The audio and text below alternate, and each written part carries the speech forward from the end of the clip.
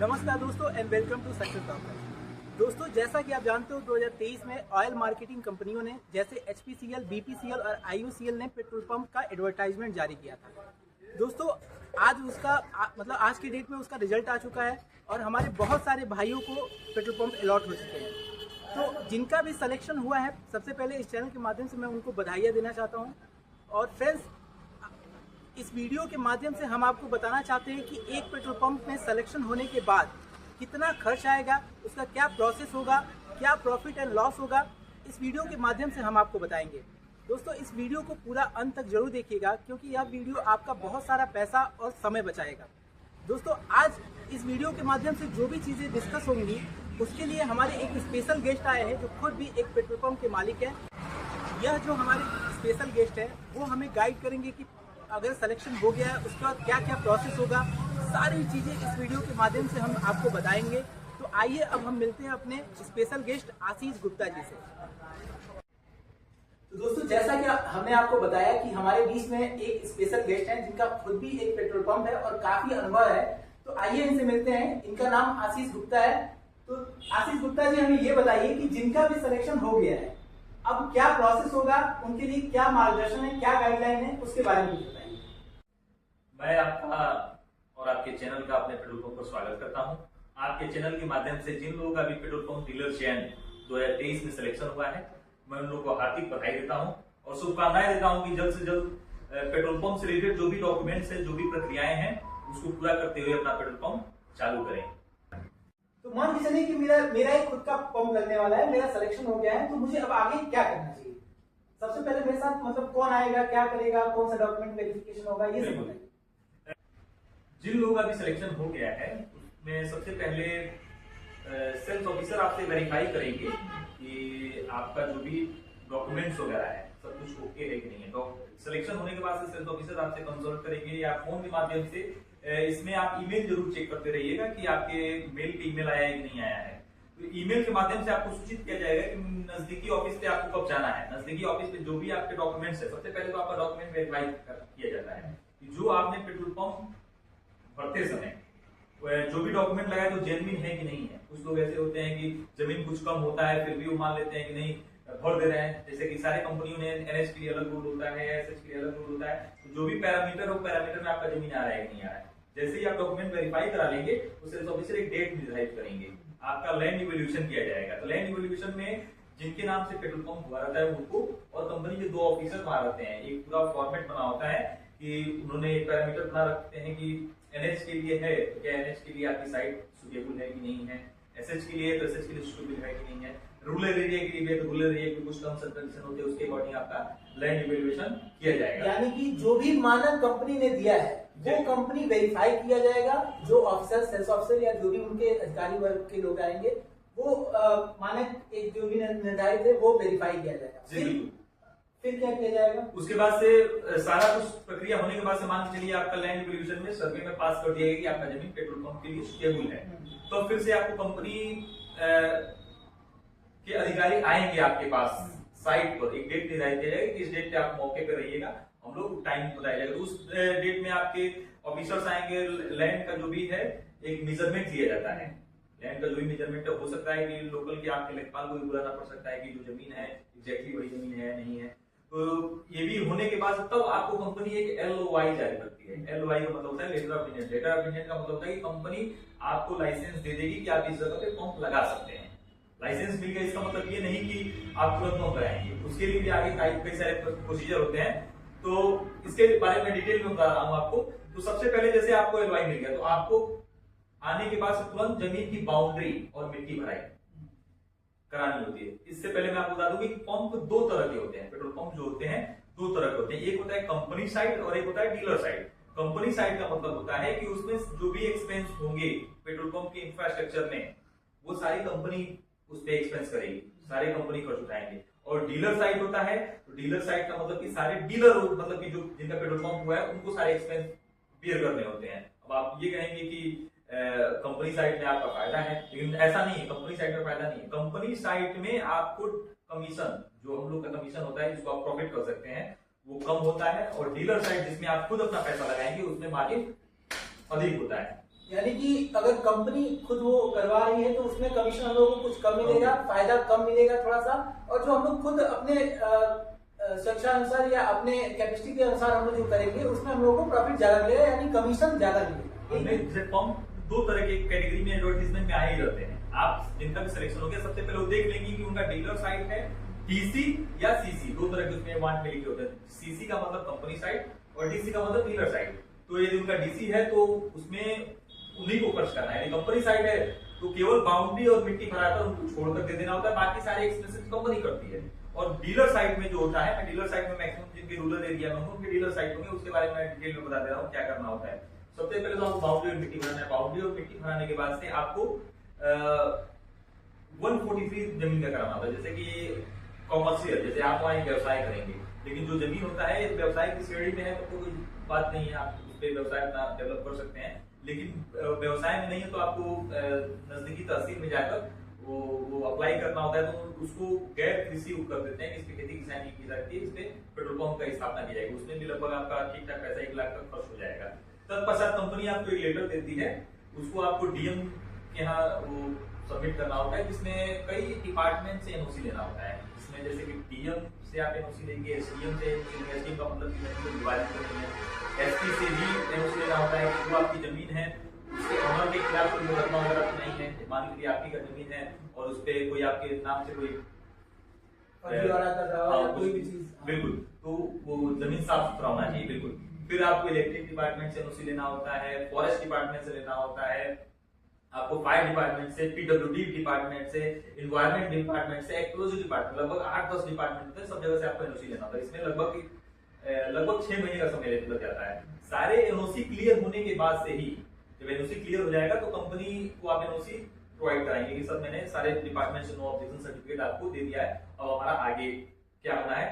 उसके बाद से जैसे आपका एनओसी क्लियर हो गया, एनओसी के बाद से कंपनी आपको टैंक और मशीन प्रोवाइड करती है। टैंक और मशीन डीलर साइट और कंपनी साइट में दोनों में कंपनी ही प्रोवाइड करती है, लेकिन डीलर साइट में उसके अगेंस्ट आपको सिक्योरिटी डिपॉजिट जमा करना होता है। आप फॉर्म में देख सकते हैं कि आपका क्या सिक्योरिटी डिपॉजिट है। मैक्सिमम साइट पे 10 लाख का था, और डीलर साइट में जिनका बिडिंग वाला रहेगा, बिडिंग में मान के चलिए कि आपका पेट्रोल पंप चयन बिडिंग के माध्यम से हुआ है। जैसे कि कंपनी साइट में बिडिंग लगा दी, बोली लगती है, आपने 50 लाख का बोली लगा दिया तो कंपनी आपसे 50 लाख लेगी और उसमें जमीनों और बाउंड्री और मिट्टी भराने के बाद आपको दे देना है 50 लाख में वो पंप तैयार करके देगी। लेकिन उसमें यही है कि कुछ कमीशन कम मिलेगा। कितना कम मिलेगा मैं आपको आगे बताता हूँ। यानी कि यहाँ पे हमको पहला ये स्टेप ये करना है कि एलओआई लेना है। एलओआई के बाद 143 जो भी इन्होंने बताया वो कराना है।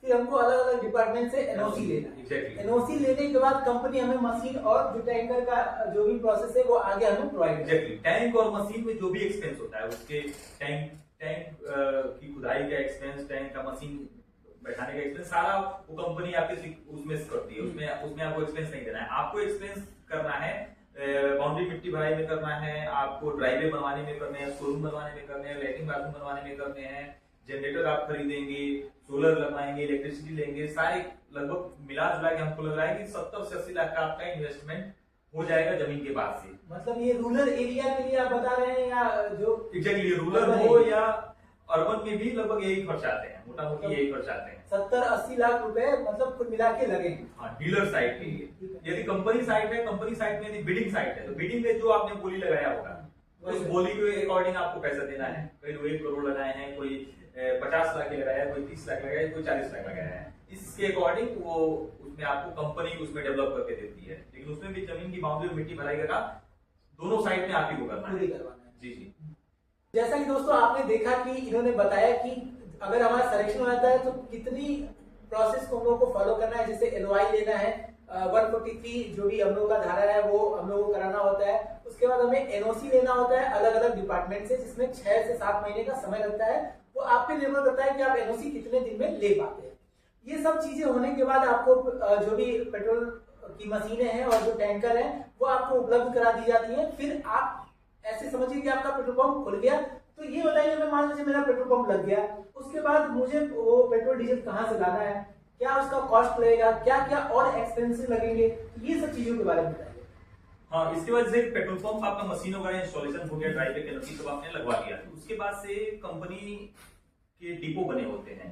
जैसे कि हर एक डिस्ट्रिक्ट में कहिए या एक मंडल वाइज कहिए डिपो बना होता है जहां से आपकी माल सप्लाई की जाती है। उसमें कंपनी के अकाउंट में आप पेमेंट करेंगे और फिर जाके आपका वहां से माल आएगा। जैसे मान के चलिए आपने डीजल और पेट्रोल मंगाया, डीजल और पेट्रोल एक ही गाड़ी में आ जाता है। डीजल ऐसा नहीं है कि डीजल की अलग गाड़ी मंगानी पड़ेगी, पेट्रोल की ऐसा कुछ नहीं है। मतलब एक ही टैंकर में दोनों चीजें आ बिल्कुल बिल्कुल। उसमें 12,000 लीटर के होते हैं, 14,000 के, 20,000 लीटर के, 22,000 तमाम तरह के टैंकर होते हैं। वो आपके ऊपर है, सेल के अकॉर्डिंग आप मंगा सकते हैं। जैसे कि 12,000 लीटर का आप मंगाएंगे तो 6,000 डीजल, 6,000 पेट्रोल आप इनिशियली उसका पेमेंट करके गिराएंगे।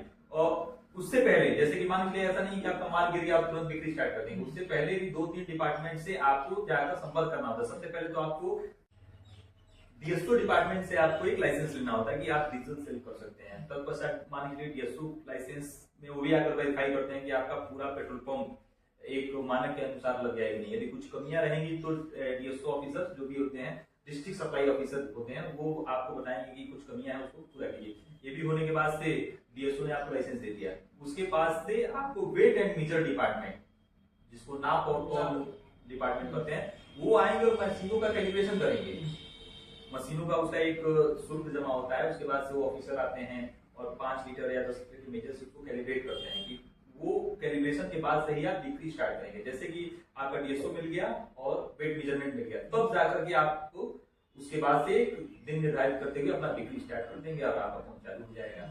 मतलब आप जब ये सारी चीजें कर लेते हैं, मशीन लग जाता है, आप डीजल पेट्रोल जो भी आपका जो भी प्लेस है वहां से आप मंगा लेते हो, जो भी आपका डिस्ट्रिक्ट का या फिर मंडल का जो भी है वहां से आप मंगा लेते हो, तो आपको 2 जगह से सर्टिफिकेट और वेरीफाई कराना होता है। एक होता है डीएसओ और एक कैलिब्रेशन।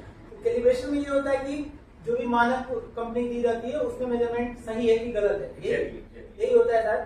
तो उसके बाद हमें बताइए, ठीक है ये सब चीजें हो गई, सबसे बड़ा सवाल जो हमारे व्यूअर्स हैं उनके मन में आता है कि एक पेट्रोल पंप मालिक आखिर कमाता कितना है, कितना कमीशन मिलता है पेट्रोल पे और डीजल पे। साफ शब्दों में मैं पूछ रहा हूँ इनसे, तो पहली बार शायद कोई बताने जा रहा होगा क्या कमीशन मिलता है। देखिए कमीशन हम लोग को मिलता है, इसमें परसेंटेज का कोई गेम नहीं है। इसमें रेट आप देखेंगे पिछले 5-6 सालों में काफी फ्लक्चुएट हुए हैं। जब वो 50 रुपए डीजल था उतना ही कमीशन हमको 1 लीटर पे मिलता था, और आज के डेट में 90 रुपए तक डीजल हो गया है, तभी भी हम लोगों को कमीशन उतना ही मिल रहा है। महंगाई भी बढ़ चुका है तो वो अलग विषय है। हम लोग को फिक्स कमीशन मिलता है लीटर पे। तो जैसे कि मैंने अभी आपको बताया था कि पंप 2 तरह के होते हैं, एक होता है कंपनी साइड और एक होता है डीलर साइड। तो यहाँ पर कंपनी साइड जो होती है उसमें कमीशन 20 पैसे प्रति लीटर आपको कम दिए जाते हैं। जो कंपनी ने आपके पंप के इंफ्रास्ट्रक्चर पे खर्च किए उसके लिए 20 पैसे पर लीटर वो पूरे जिंदगी भर आपसे लेती रहेगी। अब आप समझ सकते हैं, जो भी कंपनी ने पैसा लिया है वो आपकी कमीशन से ही वो वसूली करती है। एग्जैक्टली डिडक्ट करती है। जो डीलर साइड है उसमें कंपनी साइड के अकॉर्डिंग 20 पैसा अधिक मिलता है। और ये कमीशन मैं आपको बता रहा हूं कि डीजल पर जिनका डीलर साइड है उनको 2 रुपए प्रति लीटर डीजल में मिलता है। 2 रुपए 7 पैसे फिक्स कमीशन है। 2 रुपए 7 पैसे। कई मैं आप यूट्यूब पे वीडियो देखता हूँ, कोई बोलता है 3 रुपए है, कोई 4 रुपए, ऐसा नहीं है। आप कहीं मैं इंक्वायरी दे रहा हूँ, 2 रुपए 7 पैसे डीजल पर मिलता है और 3 रुपए 15 पैसे पेट्रोल पर मिलता है। 3 रुपए 15 पैसे ये डीलर साइड का बता रहा हूँ। और वहीं जब आप कंपनी साइड में जाएंगे तो 1 रुपए 87 पैसे मिलते हैं और 1 रुपया 92 पैसा लगभग उसमें मिलते हैं पेट्रोल पर। तो लगभग एक मोटा मोटी अंदाज लगा सकते हैं कि डीजल पे 2 रुपए और पेट्रोल पे 3 रुपए का ये कमीशन मिलता है। इसी कमीशन में आपको पंप के एक्सपेंसेस भी देते होते हैं। पंप के एक्सपेंसेस में आपको बता दूं कि सैलरी हो गया, आप जनरेटर हो गया, आपका इलेक्ट्रिसिटी का बिल हो गया, और दूसरी बात यह है कि इसमें इवेपोरेशन लॉस भी होता है। जैसे कि मैं कंपनी से 12,000 लीटर माल मंगा के आया हूं, तो ये जरूरी नहीं है कि 12,000 लीटर माल आप बेच पाएंगे।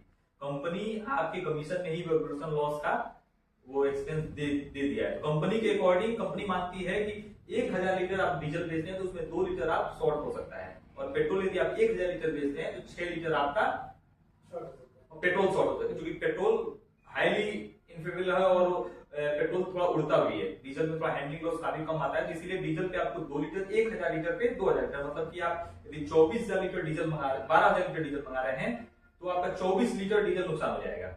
और यदि आप 12,000 लीटर पेट्रोल मंगा रहे हैं तो 72 लीटर पेट्रोल नुकसान हो जाएगा। उसके अकॉर्डिंग ये भी आपको उसी में से आपके कमीशन में से ही क्लियर करना है। यानी आपने देखा दोस्तों कि इन्होंने बताया कि पेट्रोल पे 3 रुपए और डीजल पे 2 रुपए कमीशन मिलता है, वो भी आप का जो भी कमीशन है उसमें आपको बहुत सारे लॉस भी बियर करने होते हैं, जैसे 12,000 लीटर मंगाया उसमें कितना इवेपोरेट हुआ ये आप देख सकते हो। और भी बहुत सारे कॉस्ट हैं, जैसे सोलर का कॉस्ट हो गया, जनरेटर का कॉस्ट हो गया, जो कर्मचारी जो भी एम्प्लॉय के लोग रहते हैं उसका कॉस्टिंग हो गया। तो आशीष जी हमें ये बताइए, जैसा कि व्यूअर जानना चाहते हैं कि जो भी अर्बन एरिया और रूरल एरिया के पंप्स होते हैं तो आखिर महीने में कितना कमा लेते होंगे? कमीशन आपने बता दिया, लगभग कितना पैसा आ जाता होगा? जी बिल्कुल, मैं आपको बताना चाहूंगा पेट्रोल पंप की टोटल कमाई सेल के ऊपर ही डिपेंडेंट है। जितना अधिक आप बेचेंगे उतनी अधिक आपकी अर्निंग है, उसी हिसाब से एक्सपेंसेस भी होते हैं। जैसे कि मैं आपको बता दे रहा हूँ कि मैं इस फील्ड में लगभग 10 सालों से पंप तो मेरा लगभग 25 साल पुराना है, लेकिन 10 साल का जो मेरा एक्सपीरियंस कह रहा है, जैसे कि पेट्रोल पंपों की संख्या काफी दिन प्रतिदिन बढ़ती जा रही है, हालांकि गाड़ियों की संख्या भी बढ़ रही है, लेकिन आप उसके एवरेज में देखेंगे कि लगभग 10 सालों में मेरा ग्राफ नीचे ही गया है, क्योंकि नए नए पेट्रोल पंप खुलते हैं, नए और जैसे रूरल एरिया में मेरा पेट्रोल पंप है, तो हालांकि एनएच भी है, लेकिन एनएच का मुझको बहुत एडवांटेज नहीं मिल पाता है। रूरल एरिया में एक जनरल आपको बता दे रहा हूँ कि कोई भी पंप यदि रूरल एरिया में स्टेब्लिश होता है तो वो पर डे लगभग 1500 लीटर पेट्रोल बेच देंगे और पर डे लगभग 2000 लीटर से 1500 लीटर डीजल भी बेच देंगे। तो उसके अकॉर्डिंग आप अनुमान लगाएंगे तो लगभग 4500 रुपए पेट्रोल से बचेंगे और डीजल से लगभग 3000 बचेंगे, लगभग 6 से 7 हजार का एक इनकम जनरेट होगा। उसी 6 से 7 हजार में उनको एक्सपेंस भी करना है, उसमें इवेपोरेशन लॉस भी है। तो एक मैं बता रहा हूँ, रूरल एरिया में यदि आपका पेट्रोल पंप है लगभग आपको 50,000 लीटर महीने में डीजल और 50,000 लीटर पेट्रोल बेचते हैं, लगभग ये सेल जनरल मिलती है रूरल एरिया में। तो आपका लगभग लाख से 1.5 लाख रुपए ही बचत हो पाएंगे। कोई ये कहता है कि 5 लाख बचेंगे, 10 लाख बचेंगे, तो वो भी बचते हैं जो एनएच के साइड है।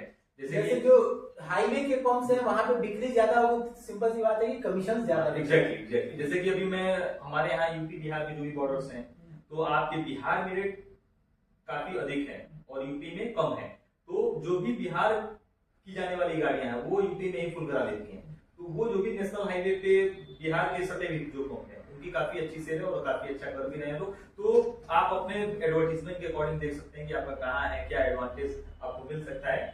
तो इसमें मेन सब है कि आपको सेल जितना अधिक करेंगे उतना अधिक आप प्रॉफिट में रहेंगे। तो दोस्तों जैसा कि आपने देखा कि इन्होंने बड़ी ही अच्छे तरीके से सारी चीजें बताई, प्रोसेस वाइज प्रोसेस बताया कि क्या चीजें आपको लेना चाहिए, क्या करना चाहिए, क्या कमीशन होता है, क्या प्रॉफिट लॉस होता है, सब कुछ इन्होंने आपके सामने बताया। दोस्तों हम आपको बताना चाहते हैं कि एक वीडियोस हमने पहले भी बना रखा है, आप अगर चाहें तो वो जाकर देख सकते हैं, उसमें सारा डिटेल सारा प्रोसेस हमने सही तरीके से बताया है, जैसे कि इन्होंने पूरा एक्सप्लेन किया वैसे ही सेम बताया गया है। तो दोस्तों इस वीडियो को आप ज्यादा से ज्यादा शेयर कीजिए और दोस्तों को सब्सक्राइब कराइए, जिससे अपनी फैमिली बढ़े और ऐसे ही हम आशीष जी जैसे लोगों का इंटरव्यू लेते रहे आगे भी। तो इनको बहुत ही बेस्ट ऑफ लक कि ये आगे बढ़े।